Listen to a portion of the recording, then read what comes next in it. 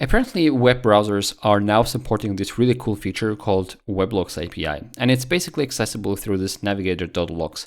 What it does is it brings logs or mutex natively into browsers, the same way you would have logs within your specific rows of your database. So long story short, it is actually supported by most of the modern browsers, and it works something like this. I'm gonna try to give you some examples of where it could be useful. For example, you wanna upload some huge file on your website and you start the upload here, but you actually have the same page opened here and you forget about that you already did this. So you want to start uploading it now again, but the browser tells you that you're already uploading in another tab. So we'll skip this operation. Or let's say you are synchronizing some data in the background with your local storage or your local IndexedDB, right? You don't want to synchronize this data again. Or let's say you are in an e-commerce website, you placed an order, you don't want to accidentally place the same order twice because this order should be idempotent. Like you can come up with a lot of scenarios where this actually can be useful. So one of the ways to do this is using the broadcast channel API.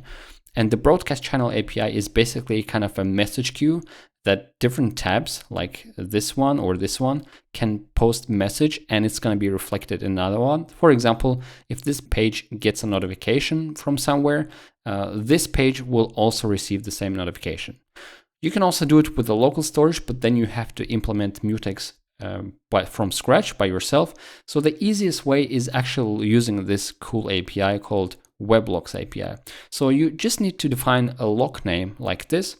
And what we're gonna do is on click, we're gonna say that we're awaiting for this navigator.logs.request, and we're requesting a log with this name. Okay, so we want to check, is there anyone doing any work on this log name at the moment?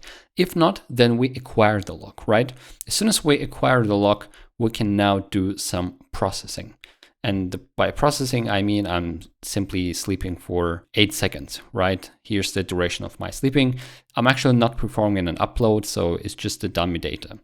If there is someone already working on this acquired log, so if we cannot acquire this log, then we're gonna say that already uploading in another tab, because the log that we get is gonna be false. So as simple as that.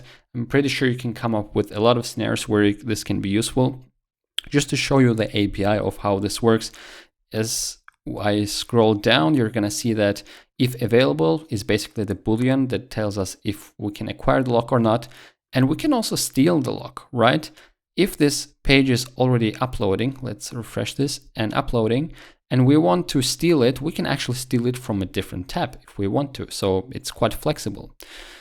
Apart from that, we can also monitor it for debugging, and of course we need to be aware of deadlocks. Just the same way they can happen when your backend is using some data or making some transaction on your database. The same thing can happen within the browser. And I have a video on deadlocks, so go check it out if you want to know about it. If you want to learn more about the Weblogs API, I'm going to leave the links, so go check them out as well. And don't forget to subscribe. I'm going to see you in the next one. Goodbye.